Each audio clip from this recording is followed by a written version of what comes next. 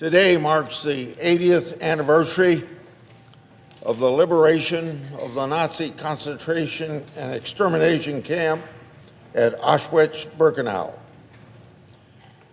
We commemorate this day through International Holocaust Remembrance Day.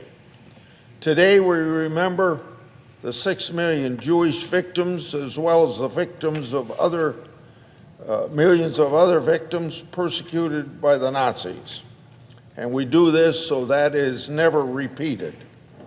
I honor the victims, the survivors, and their families by combating anti-Semitism and preserving history for future generations.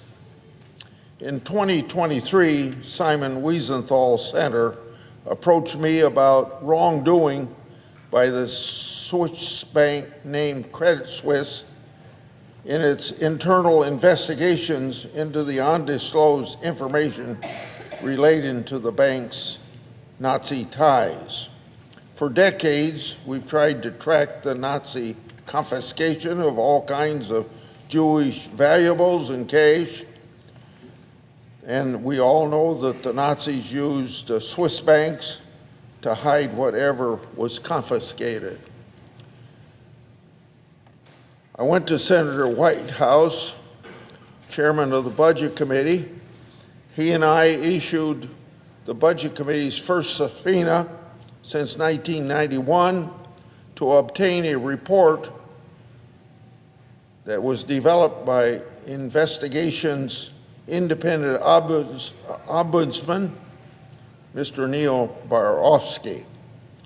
The report confirmed allegations and shed light on the breadth of Credit Suisse servicing of Nazi wealth during and after World War II, along with their efforts to keep that wealth hidden.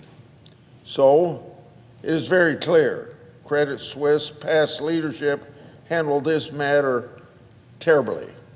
They lied to Congress while smearing the reputation of the Simon Wiesenthal Center and also the reputation of Mr. Barofsky. The bank even fired Mr. Barofsky, which is why we had to subpoena his report. Since then, Credit Suisse as a bank collapsed and was merged, and Mr. Barofsky has been rehired after our pressure. Now the bank UBS owns the results of this inquiry, and it also owns Credit Suisse past of mishandling this whole event. Earlier this month, Senator Whitehouse and I released updates from this investigation. Shortly after, there were negative press leaks about UBS and possibly past disgruntled employees.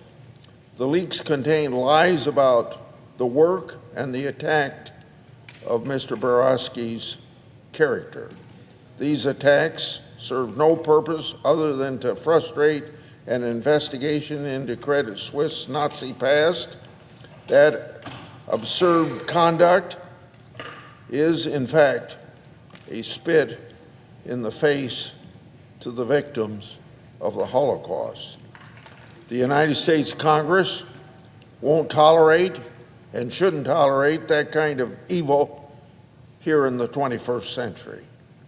And neither will those brave souls long past that lived through the Nazi evil. They stand guard as our spiritual strength. So let this be a message to the bank obstructionists that this senator, as chair of the Senate Judiciary Committee, I'll leave no stone unturned when it comes to Nazi evils, and neither will Senator Whitehouse.